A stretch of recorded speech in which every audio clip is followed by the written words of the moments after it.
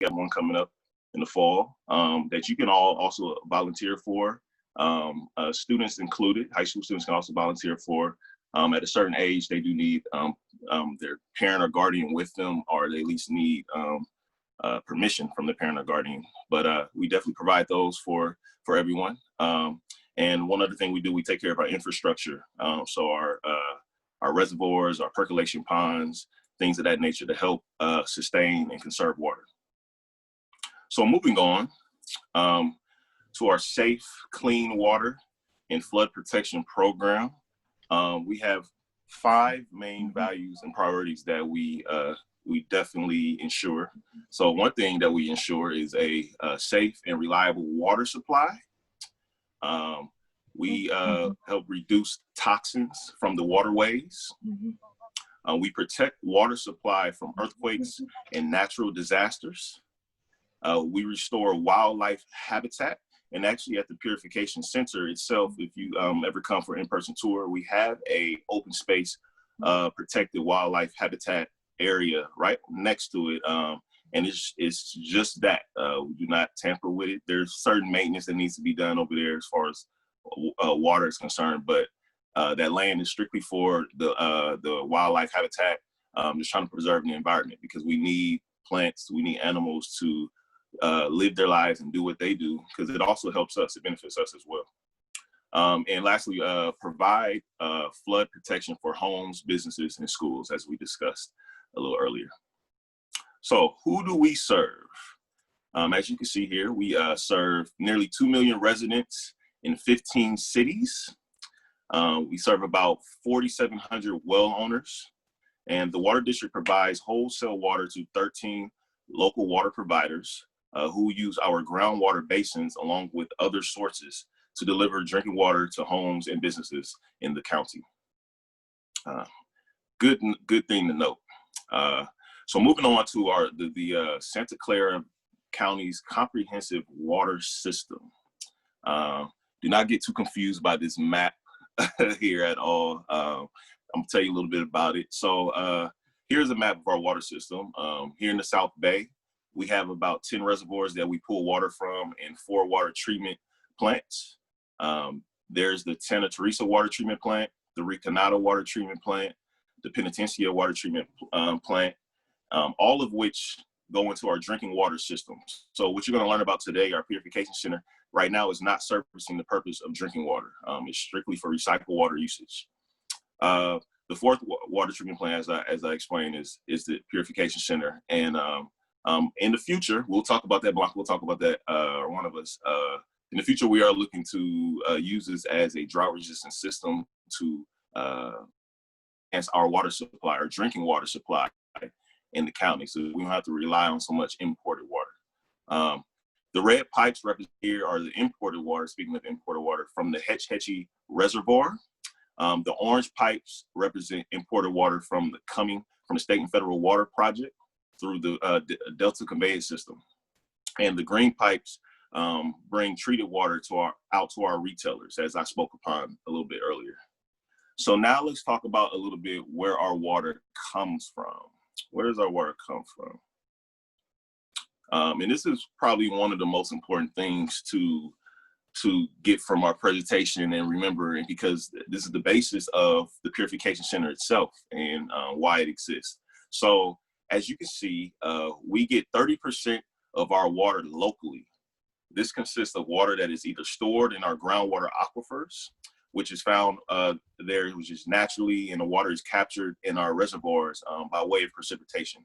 So for those that don't know, what a groundwater aquifer looks like, you can actually imagine a lake. If you've ever been to a lake, a lot of groundwater aquifers can be up to twice or even 5 times as big as a lake that you'll see on the surface, and actually sometimes larger than that. So believe it or not, underground there are huge lakes, pools of water beneath us, beneath the crust that we pull from.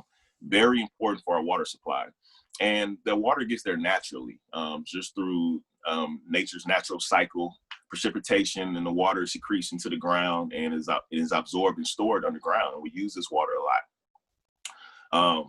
As you can see, our imported water supply To meet the needs of our region, we rely upon imported water for 55% of our water supply.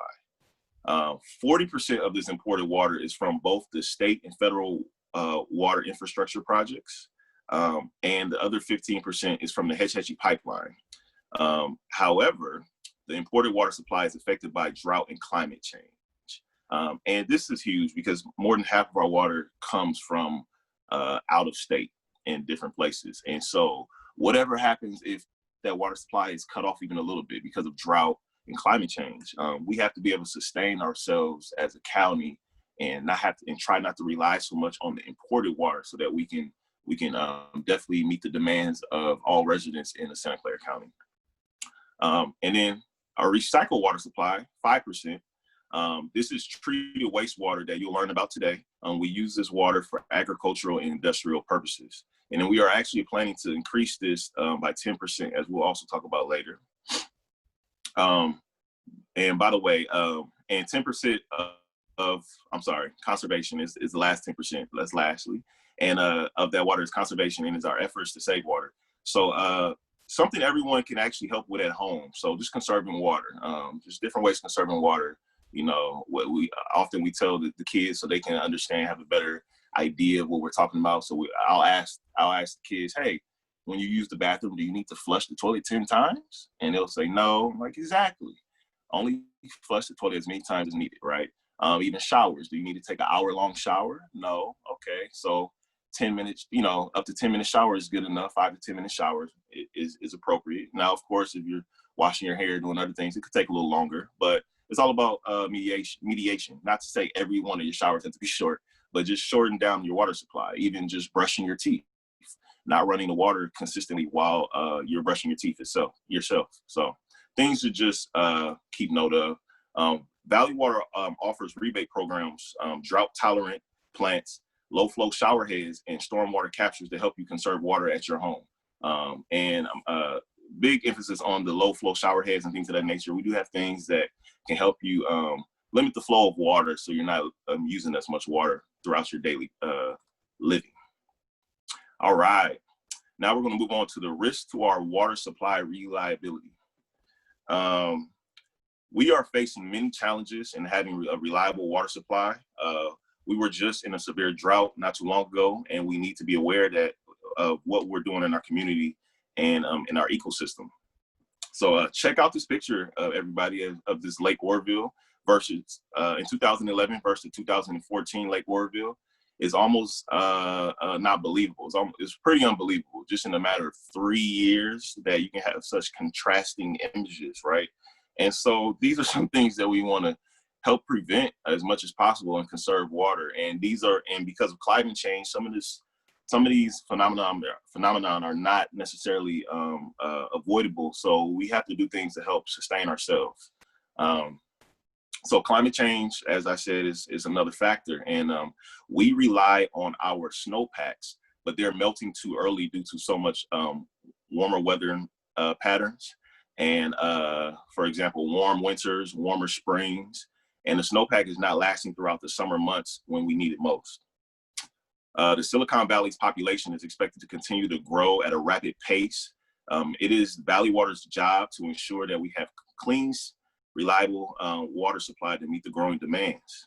And so, yes, the population is definitely expanding, and we want to make sure we're able to meet these demands without having to rely on so much imported water, because climate change is a big factor. So how are we securing our water supply? So we are looking for ways to preserve our local water supply. One way is by retrofitting existing dams, such as Anderson Dam, which is currently being remodeled to protect against earthquakes. Another way is by our expanding drinking water storage capacity, such as Pacheco Reservoir expansion project. With the added capacity, we can provide 1.4 million citizens of Santa Clara County with drinking water for up to 18 months without imported water at all. And this is just an image of the retrofitting existing dam project that we have going on. And we're looking to expand this, as we'll talk about a little bit later, about our expansion plans. As you can see here on the picture, the proposed Pacheco Reservoir on the right-hand side actually you can fit all the water that is in the other reservoirs can all fit into this proposed Pacheco reservoir. And that's how big it is. So we're looking to expand our drinking water supply by a lot to meet the increasing demands of the population. So moving on, our Purification Center, just so you all have just a little bit idea of it. It was opened up in 2014, and 8 million of purified water produced per day here. And we'll talk about that. Summer Block will definitely give you more information on that.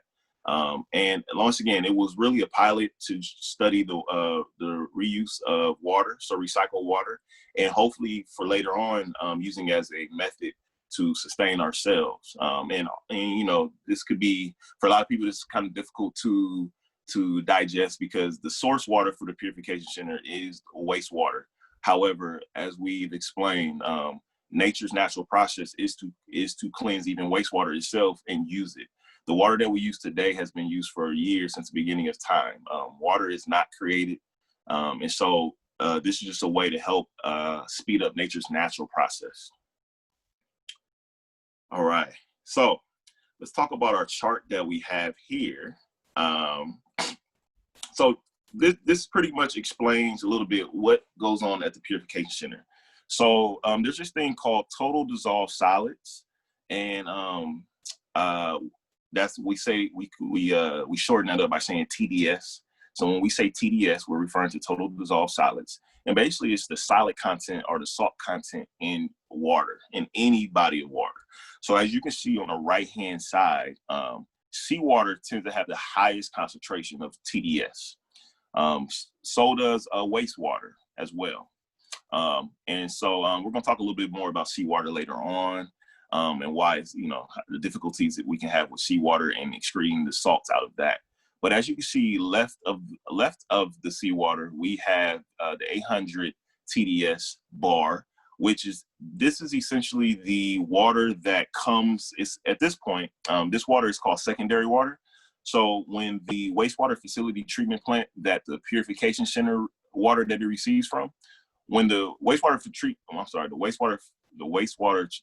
treatment facility plant, when they receive their water, they actually cleanse this water for 10 hours. And the result of the 10-hour cleansing drops the TDS count down to 800. So it is at 800, it is now considered secondary water after the 10-hour treatment process. That water is then sent to the Purification Center for extra filtering. And the Purification Center, as you can see at the very left-hand side, actually drops the TDS down to 40 TDS. 0 TDS means there's literally nothing in the water. It is pure water. So 40 TDS is very, very, very highly purified water. And the whole goal of this is to then blend the 40 TDS water from the Purification Center with the tertiary water or third stage water with the wastewater facility treatment plant, which basically essentially brings the TDS count down to 500. At 500 TDS, plants, crops, and things of that nature are safe to use water, and it does not harm them at all. So that is the goal right now. And this is all for recycled water purposes. This is not going to the drinking water supply. As you can also see here from the bar graph, the tap water at your home is actually anywhere from 250 to 300 TDS when it comes out of your faucet. By the way, your tap water is perfectly safe. It's fine. You can drink it. You can use it. And just know it's at 250 TDS. So just imagine how much more purified the water is at 40 TDS. So that's just a little bit about the chart to understand it. Moving on. So follow the water. So these are the 3 main stages of our purification treatment process that we'll talk about today. Microfiltration is the first, then reverse osmosis, and then ultraviolet light disinfection. Very important systems that are used to take out, as you can see, large viruses, bacteria, pharmaceuticals, and proteins, and other pathogens that's tried to stay in the water. All right. So our path to potable reuse, as we talked about a little bit today, at the moment, what is happening is, so the water that, let's say the water that goes down your toilet, down your sink, That water goes to the wastewater facility treatment plant. And this is water that we're going to use for non-potable purposes. So then that water then flows to from the wastewater treatment facility plant. It'll then come to the purification center. And then once it is purified, it is then blended back with the last stage water that has been cleansed from the wastewater treatment facility plant to bring that total TDS count down to 500 for blending. And this water is used, as you can see from the graph here on the left-hand side. Anytime you see purple lines or a purple pipe in your neighborhood that is that kind of purple, it's like a magenta type, that is recycled water. And that is the water that we're talking about today. And that water, as you can see, is used for crops, plants, and things of that nature. Watering grass, agriculture, as I said, even industrial use. So that is what is going on. And in the future, we have a little illustration for you here. In the future tomorrow, so we're looking to use actually the purification center water as a means for potable reuse. And once again, potable just means drinkable. Non-potable, non-drinkable.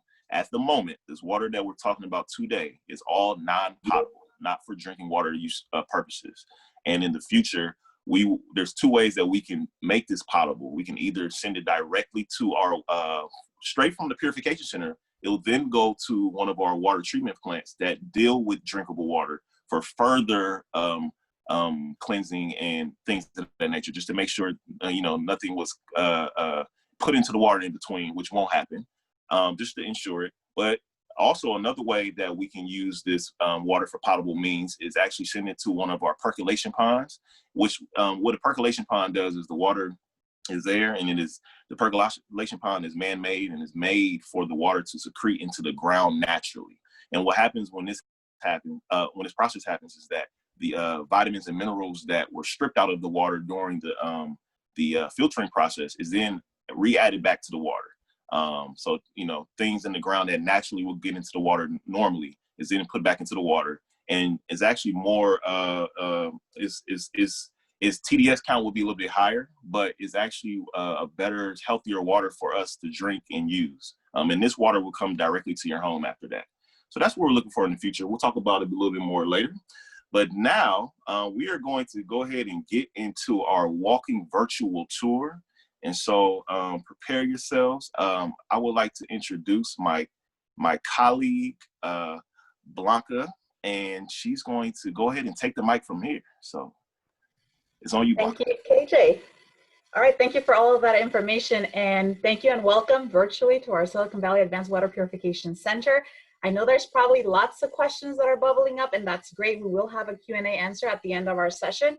You have two options. You can hold on to those questions and ask them yourself later on, or if you prefer, you can also put them in the chat, and then we'll go ahead and sort through them once we get to our Q&A. But any questions that you have, please feel free to note them down so that we can get to them at some point after we're done with our walking tour. So once again, welcome to the Silicon Valley Advanced Water Purification Center. Just a little bit of background, though, as KJ already mentioned, the center was opened in 2014.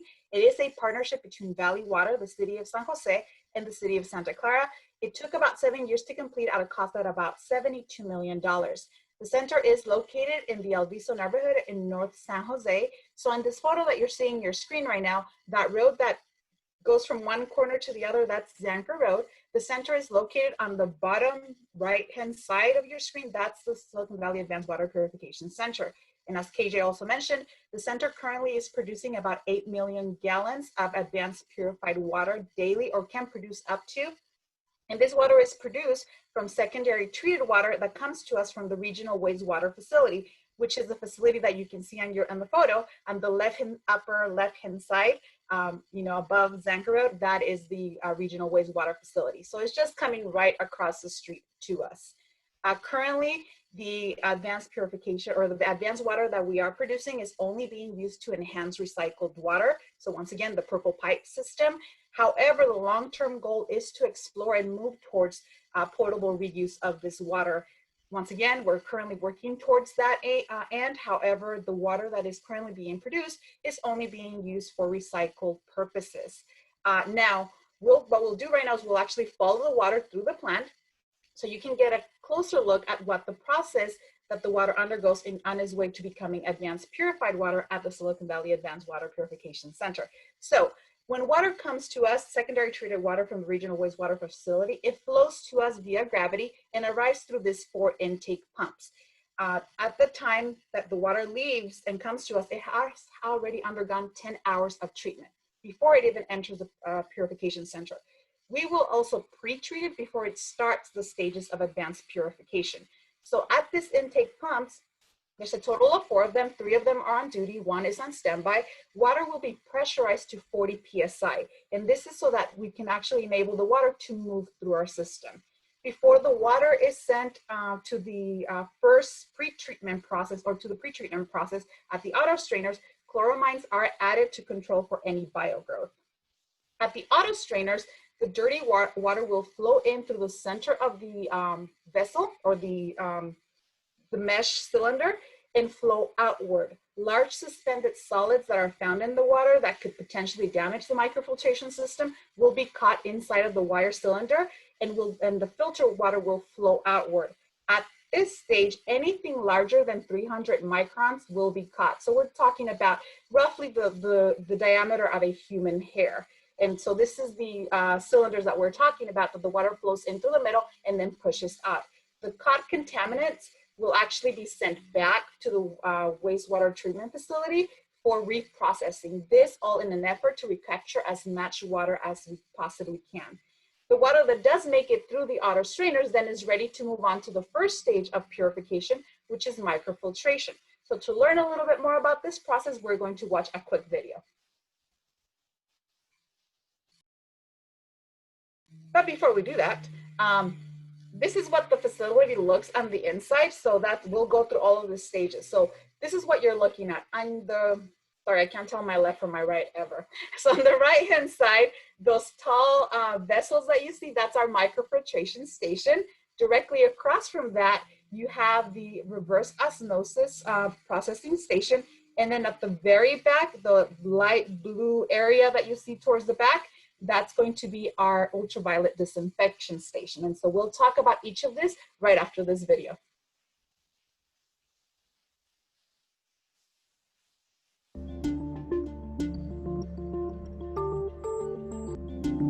During microfiltration, water is forced through racks of vessels, with each vessel containing thousands of hollow fibers. The outer wall of each fiber is made up of tiny pores only 0.4 microns in size, or about 300 times smaller than the width of a human hair.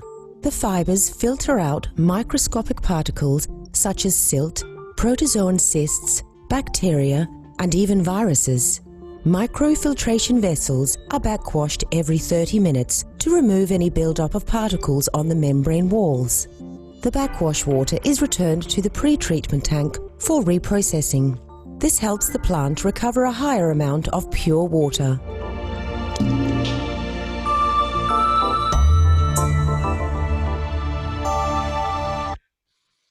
All right, so let's talk a little bit more about microfiltration. So as you heard from the video, the water enters this pressurized vessels through the bottom of the vessel and it makes its way out and out through the top. Sediment, large bacteria, and other contaminants will get caught inside of the vessel. In terms of the actual facility, the microfiltration system is comprised of 896 of these large vessels that you see behind me and on your screen. They're divided into 8 racks, each rack containing 112 of these vessels. Inside of the vessel, there's over 6,000 straw-like fibers that are the ones that are responsible for then doing the filtering of the water that is entering the system.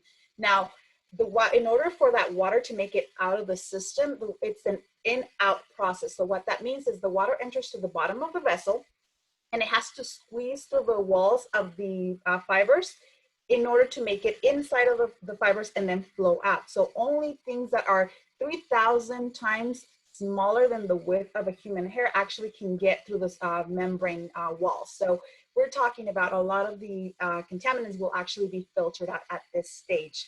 Any contaminants that are caught inside of the vessel then will be flushed out and are flushed out about every 30 minutes through reverse filtration. Now, in order to ensure that the system continues to operate properly, there's a couple of processes or cleansing processes that the system will undergo. So we have an enhanced cleaning process where diluted chlorine solution is pumped through the system every few days to remove any biogrowth that may have developed inside of the vessels. On a weekly basis, citric acid and caustic solutions are also cycled through, and this will help remove any buildup of organic or inorganic material inside of the vessels. And also the actual fibers undergo daily pressure decay tests, and that's just to ensure that there hasn't been any ruptures or damage. And if any of them are identified to have been damaged, then they can be replaced immediately. So we'll take a quick look at on the next slide, and you'll see what the inside of the filtration vessel. So all of those straws that you see inside, when I was talking about those pores along the walls, you can't see them with the naked eye because they're so small, but those are the straws, about 6,000 of them inside of the microfiltration vessel. All right, once the water has actually made it through the microfiltration process, it will go into our interprocess tank. And the role of this tank is that it will help equalize the flow of water between microfiltration and the second stage in advanced purification, which is reverse osmosis. So the water will hold the interprocess tank will hold the water on its way to reverse osmosis. At this stage, we will also add sulfuric acid and other threshold inhibitors to the water to prevent and control for scaling or buildup of material in the oral reverse osmosis membranes. So what this does is it lowers the pH of the water, increasing its acidity. Once the water is ready, then it will flow into our reverse osmosis feed pumps. So at the reverse osmosis feed pumps, and actually, before we do that, I'm gonna ask you to get your chat ready. I'm gonna ask you a quick question. We're gonna do a quick poll, and we're gonna ask you to actually type your responses into the chat box. And the question is, what % of California power is used to move water throughout the state? Is it 10%, 25%, 40%, or 55%? So we'll give you a few seconds. If you want to type in your guess, or if you know the answer, type in your answer in the chat box, and then we'll talk about it in a second. So once again, the options are 10, 25, 40, and 55. I'm seeing a few 40, I'm seeing 10%, 10%. Ooh, someone said over 55, 25%. All right, 10%. All right, good. Awesome. All right, so I think we got almost everybody. We may have a few other people coming in, but it may actually surprise you that the electricity is over 50% of California power is used just to move water throughout the state. And that seems surprising. And, you know, honestly, when I first thought about it, I was very, very surprised. But one of the things that we need to consider is that where the water is in the state is not necessarily where people are. So when we talk, for example, about the Sacramento-San Joaquin Delta in Northern California, Delta is responsible for supplying water to about 25 million Californians. That's over half of our population. We don't have half of our population in Northern California. So there's a huge effort that is needed in order to move the water from where it's at to where we need it in the state. So thank you for participating. So hopefully you learned a little bit, and you're learning it a little bit more as we're moving around. So now let's talk about the reverse osmosis feed pumps. So we have a total of 3 feed pumps, and they are responsible for conveying the water from the interprocess tank into our reverse osmosis system. These are 450 horsepower pumps that increase the water pressure to about 130, 140 PSI. Once again, this is necessary in order to be able to move the water through the reverse osmosis process. The pumps here at the center account roughly for about half of the power that is used at the purification center, which aligns with the power usage at the state level. On the plus side, the power that we are using at the center does come from an agreement with Shasta Oroville Hydropower, which means that not only are we using renewable power, but because of the agreement, we're also getting it at a fraction of the cost than if we were purchasing that power directly from PG&E. Now, this is also another great place to talk about desalination, and KJ mentioned it earlier. And so we always get asked about why not do desalination instead of treated wastewater. And so the reverse osmosis technology is the technology that is primarily used for desalination purposes. So we have the technology, but one of the things that we often don't consider is the amount of dissolved solids that are found in seawater versus wastewater or secondary treated wastewater. And so the amount of power that we would need in order to be able to push seawater through reverse osmosis would be a lot more than we're currently using. So seawater would have to be pressurized anywhere between 1,000 to 1,500 PSI. That's about 10 times more than we're currently needing to pressurize secondary treated water to get it through the same system. So given our current situation, it is not optimal to do desalination, and which is one of the reasons that we're doing the secondary wastewater treatment instead. However, Valley Water is exploring in partnership with other agencies, desalination as a possible option for the future, but currently we're just doing the wastewater. Now, one thing to consider also is the wastewater facility right across the street from us is treating about 110 million gallons of water on a daily basis. That's a huge water resource that if we could tap into more efficiently, maybe more cost effective than trying to do desalination instead. All right, so moving on to reverse osmosis. And once again, we'll watch a quick video just to give you a quick inside look into the process.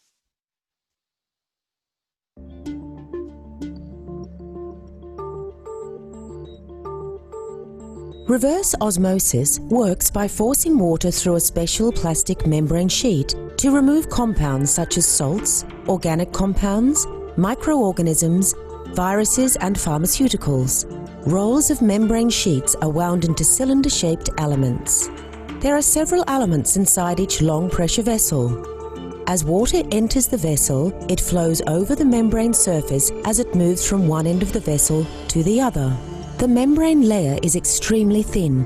It allows water to pass through or permeate, while preventing other compounds from passing through. Membranes remove molecules based on their size, shape, and charge. Generally, contaminants larger than water molecules will not pass through, including most chemical contaminants and all microorganisms such as viruses and bacteria. Two streams of water are produced. Pure, clean water or permeate flows across the membrane sheets and passes through the membrane layers to the inside core tube. Water that does not permeate becomes more highly concentrated with salts and other substances. This water is called concentrate. The pure permeate water flows out the core tube and one end of the pressure vessel, and the concentrate water flows out another outlet. The concentrate water can then flow into other pressure vessels for the same process to happen again, so even more pure permeate water can be recovered. About 82% of all the source of water becomes purified water.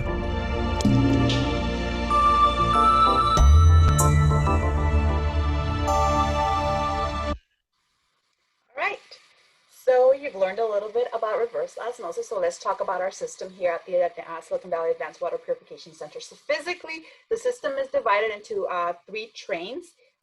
Each train is made up of what we call vessel banks. In the first bank, there's a total of 52 reverse osmosis pressure vessels. And the second bank has a total of 28. As you saw from the video, the RO system is designed to remove dissolved components, and pretty much anything other than the water molecules can be caught and removed at this stage. Also, as you saw from the video, about 82% of the water source becomes permeate and moves on to the final stage of advanced purification. The microfiltration system is about 90% efficient, so we lose a little bit of the water there, and then we lose a little bit of the water at this stage in the concentrate that then is sent back for reprocessing.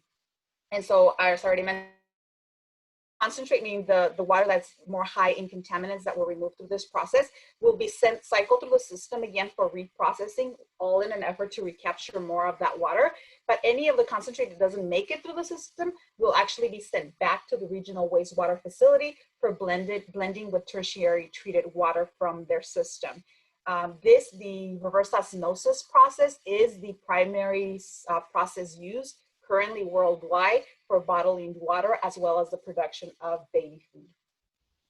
So once the water has made it through the reverse osmosis, it will be sent to our decarbonation tower before it can then go into our final stage of advanced purification. Here, the water is cascaded over thousands of diffuser balls to remove the CO2 from the water. So basically what it does is that the cascading allows the gas to bubble up and escape from the water. And this lowers the acidity of the water, which prevents any corrosion into the infrastructure as the water moves through the system. And there's a, there we go. And this is the graphic that shows you a little bit of what's happening inside of the decarb tower. Now we're going to watch a quick video on ultraviolet disinfection, which is the last step in our advanced purification process. And then we'll talk a little bit more about it.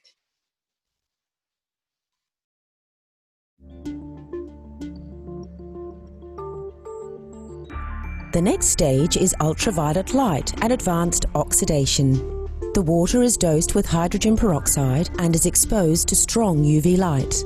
This process removes any trace organic molecules. The UV energy instantly destroys the genetic material or DNA of any virus that may somehow have passed through previous barriers. Intense UV light and oxidation breaks down contaminant molecules.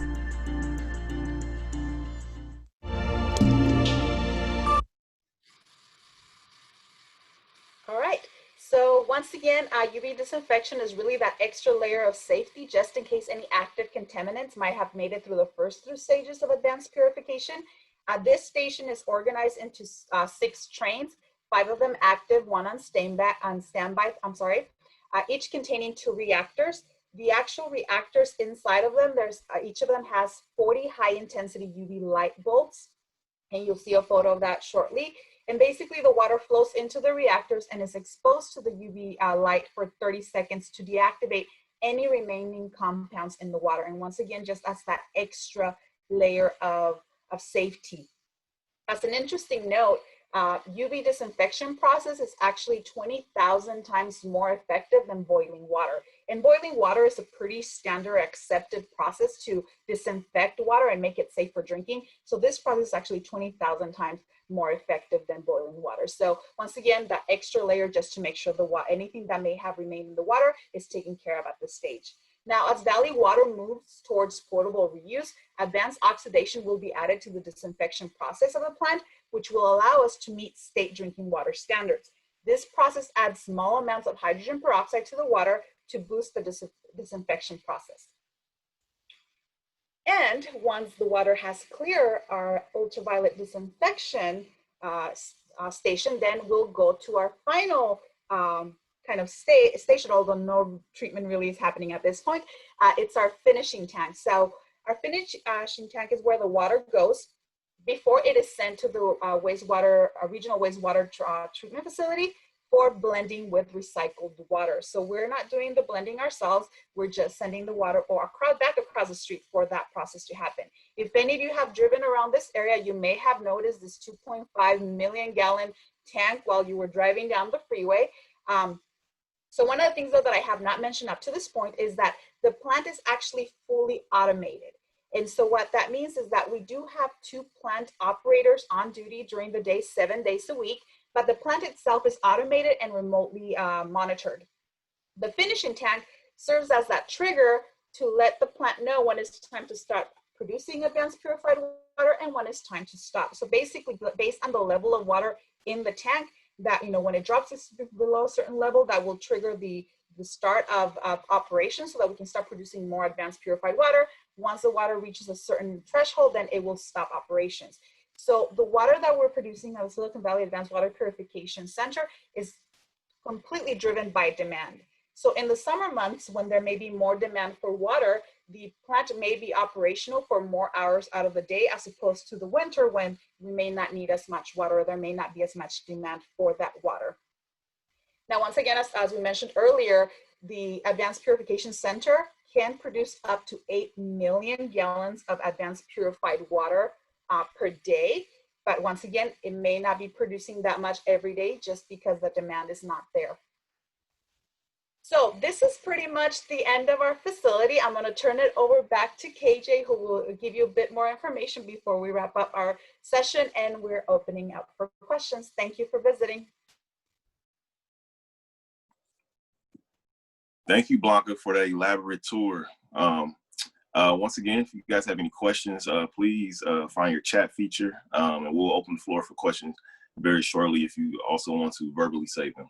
But just to recap, not to recap, but just to continue on a little bit Blanca was leading to. So as we talked about the future of Valley Water in the Silicon Valley Advanced Water Purification Center, we're looking for in the future for this to become, this system be used as a drought resistant system, as we talked about earlier, where we can essentially support our own residents with the water that we have here, as opposed to relying on so much imported water resources. So the Purification Center is actually a stepping stone toward creating a drought resistant system. And in the future, we will purify the water for indirect potable reuse. With indirect, we will be sending the water to our groundwater percolation ponds. And with direct, it will be going to one of our existing water treatment plants or directly into our drinking water supply, as stated earlier. The countywide water reuse master plan, which is currently under development, will help guide the expansion of potable reuse in the Santa Clara County. We plan to increase our water reuse to about 24,000 acre feet per year in the next year. And in the future, we plan to eventually expand this to 45,000 acre foot per year long term. And just so you all know, 1 acre foot is up to 325,000 gallons of water. So that's a lot of water that can support a lot of people, just 1 acre foot. So if we're looking at expanding this to 45,000 acre feet, you can just imagine how much water usage that is, and that is for our drinking water supply. Recently, we entered an agreement with Palo Alto and Mountain View to help build Palo Alto's first advanced water purification facility to enhance recycled water and in the future provide potable reuse. So this is good, having 2 plants going on that are helping out with these efforts. And so in the future, as we said earlier, we encourage you all to join our in-person tour when we open back up. For any more information, you can contact us at purewaterforyou.org.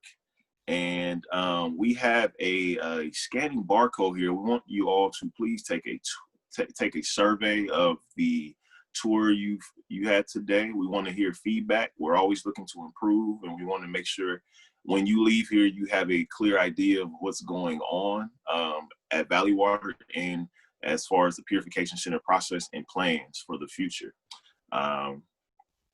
So we're going to now open the floor up now for questions. You can either use the raise hand feature on your Zoom platform, and you can speak verbally, or you can also text in the chat box. I think we have some questions here we can answer, and we'll definitely answer these questions for you. So let's see. Chat box isn't open. Hi, KJ. I'm following the questions in the chat box, and somebody asked about the boiling water for efficiency. So does the fact that we say it's 20,000 times more efficient, is that in reference to the energy efficiency or to the cleaning process? Good question. That is in reference to the cleaning process. So as Blanca stated, the ultraviolet light disinfection essentially zaps and deactivates any organic and inorganic matter that happens to still be in the water and prevents it from reproducing. Boiling water does, because of the heat, it does kill viruses and some bacteria, right? However, there are definitely viruses and bacteria that can survive in such hot temperatures as boiling water, and so essentially we just expose this water for 30 seconds of UV light, that actual UV light that comes from the sun, very powerful, much more intense, and essentially just deactivates anything that happens to still be in the water. So it's definitely for the efficiency of cleaning the water.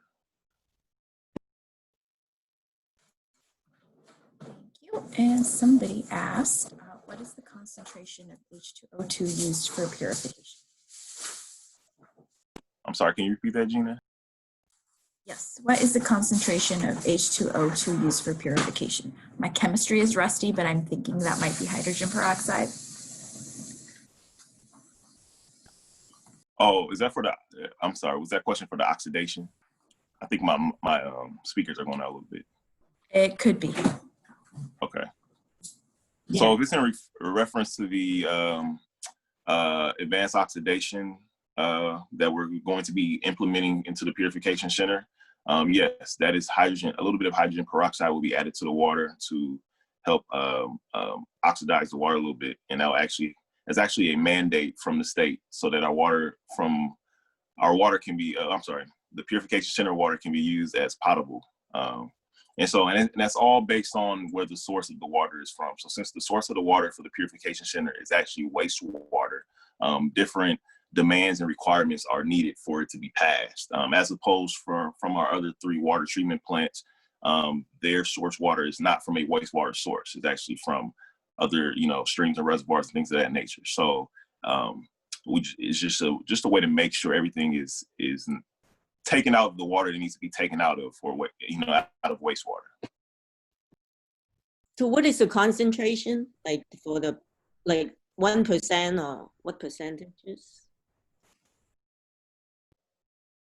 Concentration of the H2O? Yeah, hydrogen peroxide. Yeah. Oh, I see. Great question. I'm not specifically familiar with how much concentration of hydrogen peroxide will be added to the water, but we can definitely get that answer for you. Let's see. If we can get Joanna's email, Robert, if there's any way we can get her email, then we can follow up on that question for her. There was a previous question about water reuse. So when we talk about the future of recycled water as a drinking water source, what will it take to be more normalized process? How soon in the future do we expect this to become a reality? And do we see water reuse for potable purposes becoming a consistent thing nationwide? So great question. That is one reason why we host tours at the Purification Center, is to inform the public, because all of these things cannot be done without your support. Some places are already doing this, like in Orange County and San Diego, where they're not getting as much imported water. They can't rely on it as much. We're closer to imported water resources, and also we get more rainfall than they do. So they have already got this process going. So they actually are bottling their wastewater. Okay, I'm sorry. It's not wastewater. This is purified water that is from a wastewater source. So they're actually bottling their purified water already as a means. And they actually, at their tours, hand out some water bottles for you all if you want to take some. We actually have some ourselves. And currently right now, we actually get that water supply from Orange County. But how near in the future, to answer that question, we are looking for this year or next year to actually implement the advanced oxidation. And so that's how quickly we'll be doing this for the Purification Center. Now, as far as the county itself, like I said, we need your support. We need, and what support is just, votes, petitions, things of that nature, because it's all about public perception. And, a lot of people's perception of wastewater is not drinkable, but in actuality it is, because that's how the earth replenishes itself naturally anyway. So we're just speeding up that process. And countrywide, it could take a little bit longer for everyone to get on board with this, but definitely in California and places where there is less rainfall or more drought, is definitely something that we all should consider and get behind and support. So it is our job to just inform you all of what we do and what are our plans, and so that there's no secrets or anything. Exactly what's going on in the water that you are using.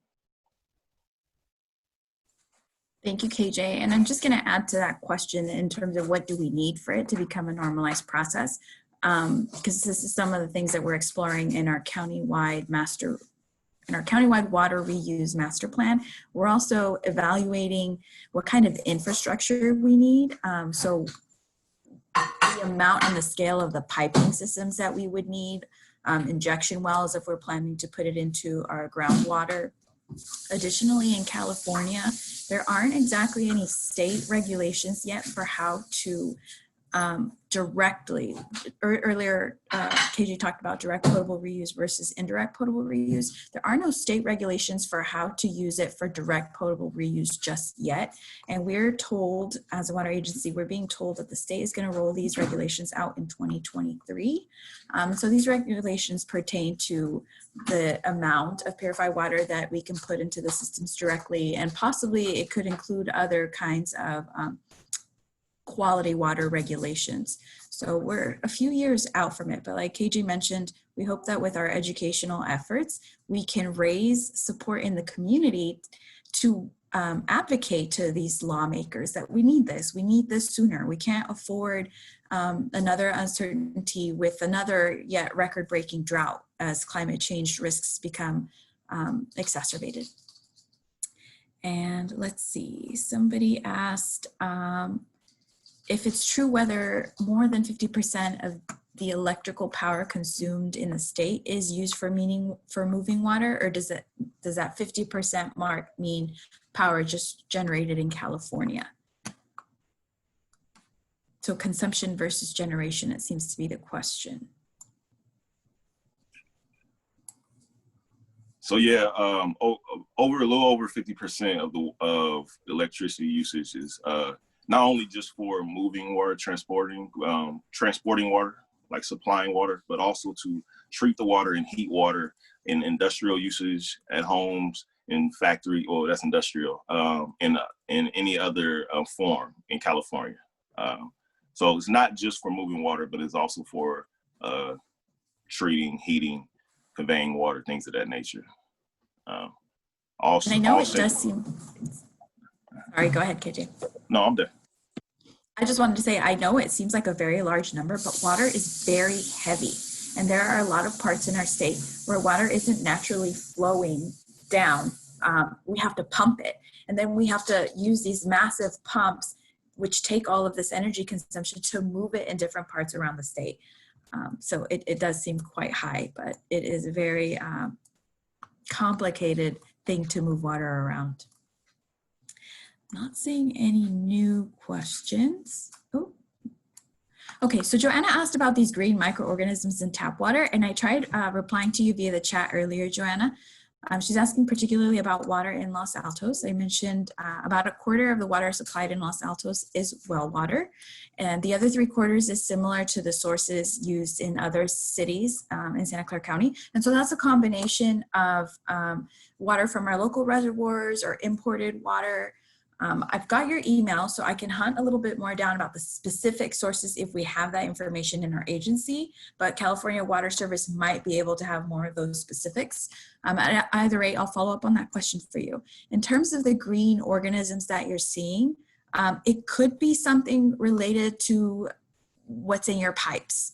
Maybe not your pipes, maybe it's the direct local water provider pipes, but usually, once we treated the water and made it safe and clean to drink, it then gets transported to these local companies. They may add an additional treatment process, but sometimes things that you see in the water can be related to the condition of the transmission pipes. So whether if you live in a very old home or perhaps there needs to be maintenance in the local water providers' piping systems, that might be it. You can call the California Water Service Company. I did put that phone number earlier in the chat.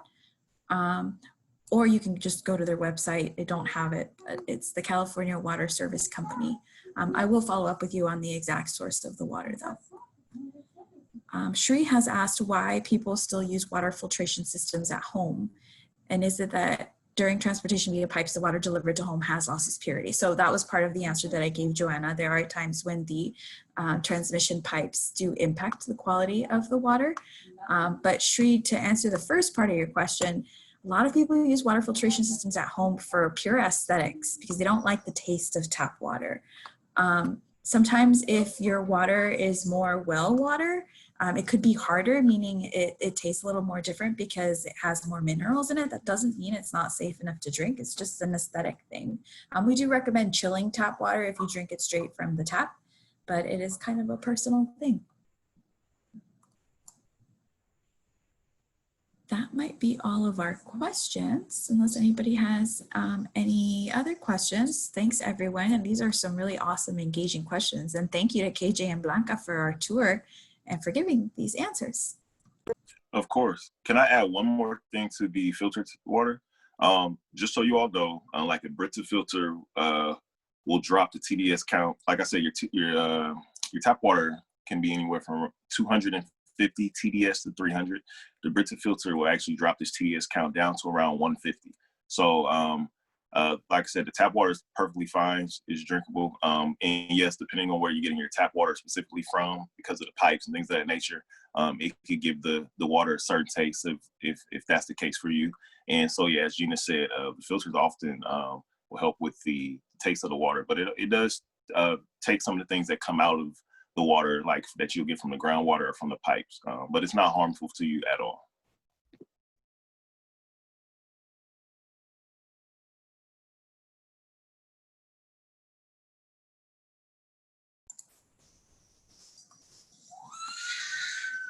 And Lisa is asking, how can students access internship opportunities and or employment? I'm going to add the name of our internship coordinator on here. Robert could also make the connection as well if folks need more information.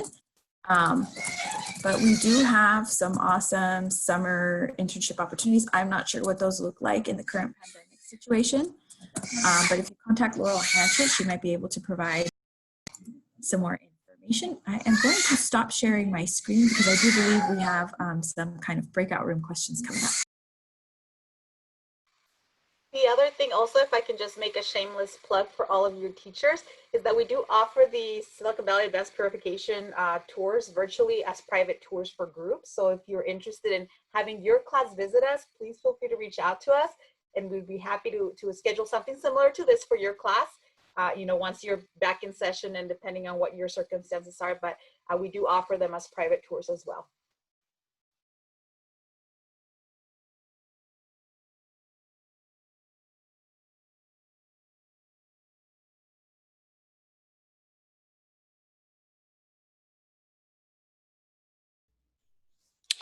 All right, everyone. Thanks for joining us once again and asking all the great questions. Now we'd like to hear from you and how we can help you get some of this information to your students.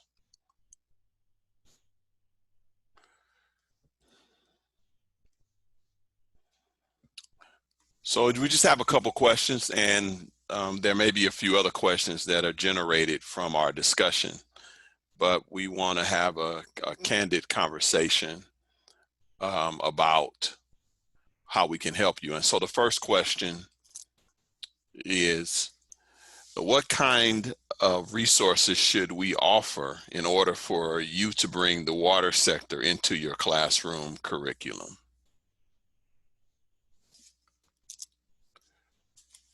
I had it on the wrong question there, but what kind of resources should we offer in order for you to bring the water sector into your classroom curriculum? So feel free to unmute and we can talk. We can have a conversation here.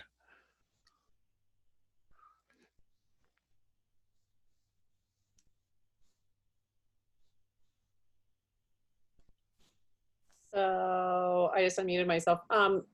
Since we're having to do virtual everything all the time, I guess anything that you would have previously offered as in person, it would be really great to have an online component for that. A lot of times my students, I'm searching for things where they can either interact with something like a virtual lab, or even like say you do the tour and a student, because I actually interacted with the water treatment and actually all of San Jose Works a few years ago, and there was always sort of components of it that I thought was very interesting, and maybe a student would want to linger on that. And so maybe even like close-ups on specific parts of how water treatment works. Okay.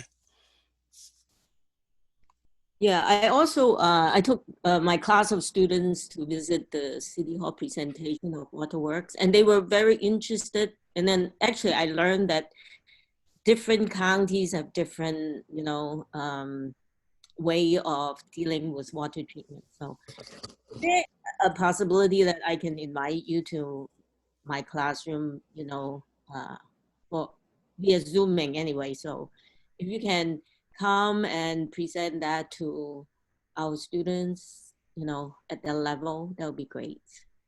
Okay. I teach high school math and computer science.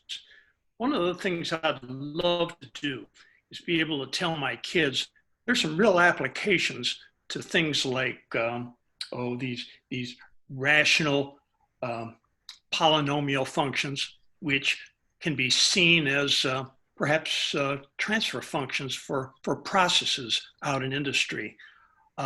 Or there's a lot of repetitive things that go on that could be nicely put into a software program to create some real intelligence out of just data that is generated in many of these industrial processes.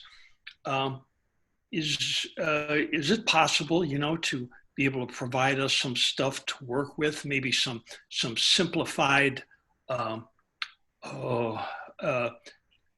polynomial transforms that maybe are used for motor control or pressure control or flow control or thermal control, things of that sort, that we can point at to the kids and say, hey, you know, in the real world, these are things that have to be taken care of when people are purifying water and doing things on behalf of the environment. And this is how mathematics serves that. And this is why stuff like these functions are important. And this is why we're concerned about denominators of a rational polynomial function better never ever turn into a zero. And that's why you're looking for zeros in polynomial functions. Is it possible, you know, that stuff like that could be made available for us so that we could bring our math and our computer science to a level that the kids could see and understand? Absolutely. That can be done. We have, we did a workshop and created a document too called contextualized learning. And basically the very things that you're talking about were addressing that issue and how some of the math and science applies to the water industry. And we use the learning of that application in order to teach the students and whoever's, you know, in the classroom the application and stuff. So on our website, there is a section called contextualized learning. This is at baywork.org. There's actually a document, it's an electronic document that you can look at. That's one area to go to. But also, we can provide an opportunity for us for more specifics of the things that you're talking about to present to your students as well. And I found that our water professionals, many of them get excited about sharing some of this information. One other thing you may not have thought about, and as you were talking, it reminded me, we did a webinar maybe a couple years ago, and you can check out this webinar on baywork.org as well. And it was actually two of them that probably will apply to what you're talking about. And in a sense, it had to do with hydrology though, and the water flow, and how there are formulas that are used to determine the water flow and the current in the water and all those things, just the hydraulics of water, and all those things has to be calculated so that we can anticipate things and stuff. And so there's two 1-hour webinars having to do with open channel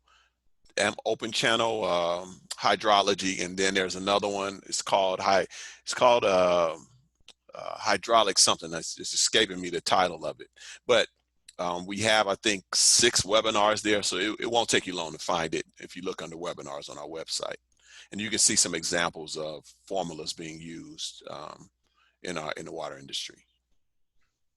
Thanks, Mr. Scott. I will look for that.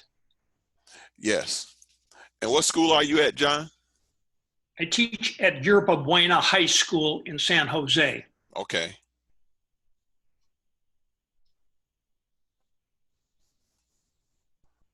Thanks for that. I wanted to add to the, oh, I'm sorry, go ahead.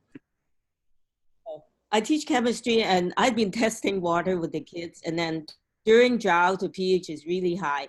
And, you know, but I can see the fluctuation of pH during the years. And then I'm still, you know, we are online teaching, but I'll go back to the classroom to do demo and then collect water at different times. So I just want some additional information that I can supplement, you know, in my teaching, and then show the kids either, you know, the acidity, pH, or whatever. That would be great. Okay. All right. Thank you. That would be great.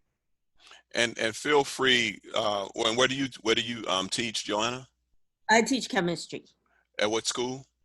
At Independence High School, also East Side. Okay. And when you guys get to some kind of specific thing, or you want some more questions, you have some more questions, or you'd like to address some things, so feel free to email me at rscott rscott@valleywater.org, rscott@valleywater.org. And then, you know, I can try to get one of our engineers or someone to address your concern in some kind of way. Great. Thanks.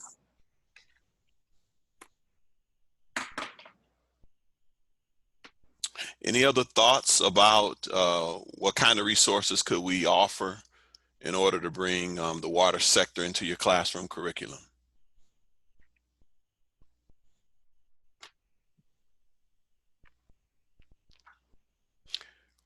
Think about that inquisitive kid, the one who asked all the questions.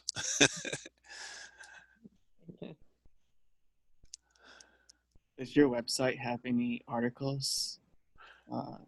It could be like such as the reverse osmosis process or the bioaccumulation of DDT toxins. Articles, specific articles like that, I wouldn't say there are, but addressing the topics, yes.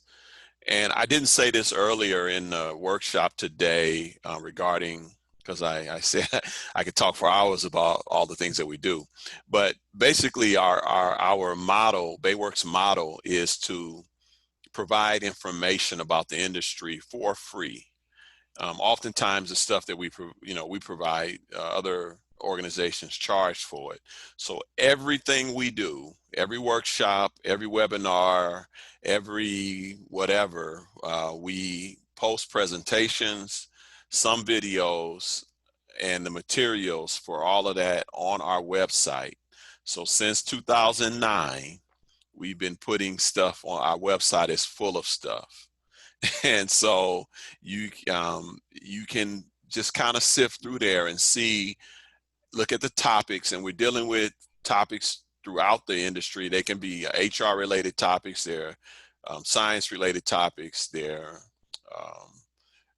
water supply, all kinds of topics there. And I'm not sending you into this abyss of information, but you can search for different topics and different things. But I just want to speak to the website and what it contains. There's a lot of information there. So I can't say concretely that there's nothing there that won't address what you said, but I can't say confidently that there is either. But we've been doing this since 2009, putting information there. And we're in the process of revamping our website, so it's getting redone right now. And sometime in the next few weeks, we're going to go live with our new website, where it's going to be more a responsive website that can be better used on mobile devices and stuff, and we're rearranging it and making it more user-friendly and everything. So I'm only telling you that so that if you go in there today and then you go in there in a couple of weeks, it's going to look and feel a whole lot different. Don't think you're in the wrong place. So it's being redone, and we're really excited about it because it's going to look and feel a whole lot better. But if you have a question or you got some idea relative to what you said, Brian, send me an email. And throughout our connections with our 39 signatory agencies and all the professionals, water professionals that we deal with, we can make a strong effort to try to get something that can help you with that. Okay, thank you. All right.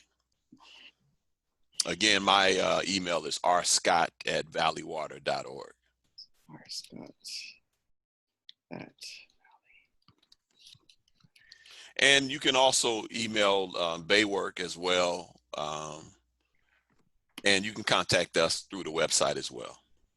But either way, I'll see both of them some kind of way, because I being the vice president of BAYWORK. Okay.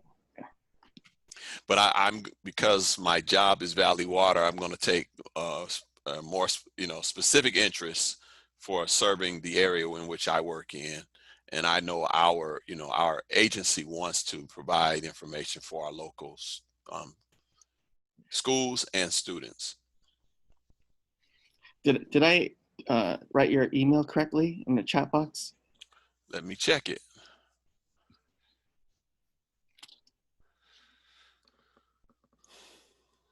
One second here.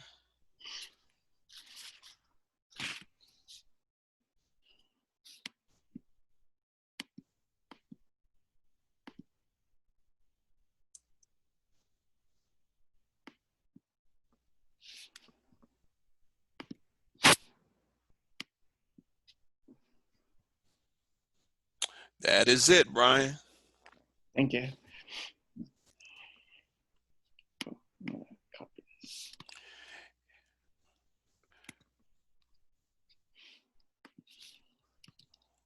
Well, Brian, do you mind show it to everybody? So I want to check mine too. It's in everyone under chat. Oh, how come I don't see it? It's timestamp 132. Yeah, it should be the last comment. So any other thoughts about how we can help you with your curriculum? I'd like to hear from more of you. I'm sure something's churning in your mind. Okay, then let's see if we can address question 2. How do we get your students interested in careers in the water sector? How do we get your students interested in careers in the water sector? Any ideas about that? You know, I attended actually the Waterworks for a week. So I brought in the information back to my students. You know, I teach at Eastside, and a majority of the students are first generation, college students. They don't have any idea of what career is like. Actually, Waterworks have so many, it's really helpful to open up their eyes. And again, it's the presentation will be helpful to the kids. So they don't even know what do they do if you go to mechanical engineering, but they will be very excited to know, oh, this is what you do, Okay.